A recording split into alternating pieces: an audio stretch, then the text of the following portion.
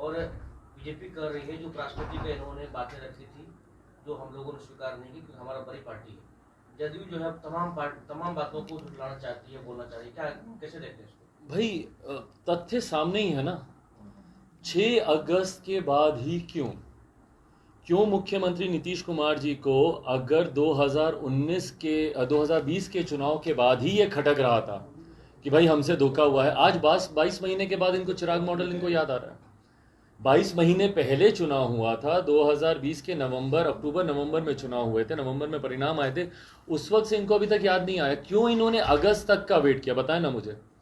और भाई हम लोग भी राजनीति में हैं, हम लोग भी जानकारी हम लोग को मिलती है। यस, प्रयास इनके द्वारा पूरी तरीके से किया जा रहा था, राष्ट्रपति का प्रयास हो रहा था। भैया बिना आग के धुआं तो नहीं उठता ना। जब ये बुगाहट भी चल रही थी कि भैया प्रेसिडेंट के लिए इनका नाम चल रहा था काफी समय तक, नहीं वो हुआ। उसके बाद इन्होंने आखिरी दाव खेलने का संभवतः प्रयास किया होगा, यकीनन प्रयास किया होगा कि उपराष्ट्रपति बने। नहीं तो टाइमिंग इतनी परफेक्ट नहीं हो सकती कि उधर उपराष्ट्रपति शपथ ले रहे हैं और इधर मुख्यमंत्री जी को 22 महीने पहले वाला चिराग मॉडल याद आ रहा है, और यकायक मुख्यमंत्री जी को पता चल रहा है कि उनकी पार्टी को तोड़ने की साजिश की जा रही है। ये तमाम बातें हकीकत है। जैसा मैं बार बार बोलता हूं भाई कि मुख्यमंत्री जी अपनी कुर्सी के अलावा वो किसी के सगे नहीं है।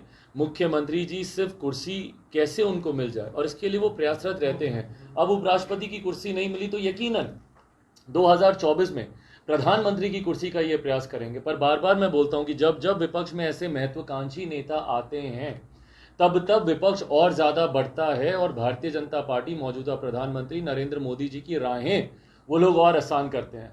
विपक्षी एकता एक भ्रम मात्र बना के रख दिया है इन तमाम महत्वाकांक्षी नेताओं ने। जब आप एक मंच पर विपक्षी एकता वाले हाथ पकड़े हुए देखते हैं, जब एक मंच पर तमाम विपक्षी नेता हाथ पकड़कर खड़े होते हैं, तो एक साथ कम से कम 1 दर्जन आपको प्रधानमंत्री पद के दावेदार दिख जाते हैं। और खास तौर पर ऐसे नेता जिनकी महत्वाकांक्षाएं बहुत ज्यादा हैं।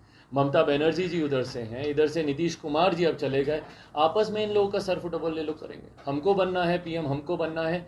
हकीकत है कि भैया जब तक आप बिहार के मुख्यमंत्री हैं, कम से कम मुख्यमंत्री ढंग से बन जाइए।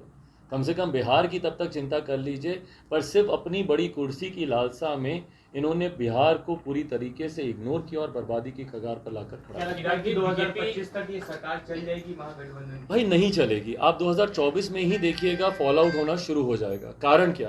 क्योंकि 2024 में प्रधानमंत्री पद के दावेदारी के नाम चर्चा में आने लग जाएंगे। कांग्रेस एक बड़ी दावेदार है उसमें, ममता बनर्जी एक बड़ी दावेदार वो हैं, अपने आप को मानती तो हैं कम से कम वो दावेदार के तौर पर।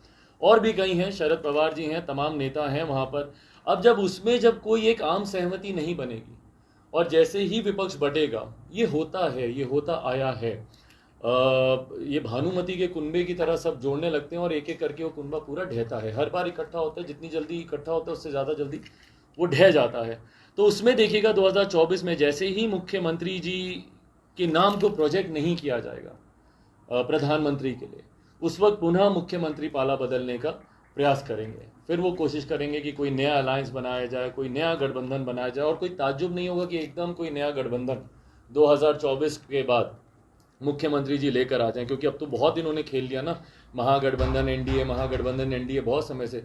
भैया लगभग पिछले 30-32 साल से, 90 के दशक से आप देख रहे हैं, तब से इन्हीं दोनों की ना सरकार चल रही है। राजद की उधर सरकार चली, इधर मुख्यमंत्री जी मुख्यमंत्री रहे। ये जो अभी तक बोलते थे कि अरे जाओ जाकर अपने बाप दादा से पूछो 15 साल पहले का बिहार कैसा है, तो वही 15 साल पहले का बिहार ना ये लाना चाह रहे हैं। तो बदला क्या? आपने एक सवाल है।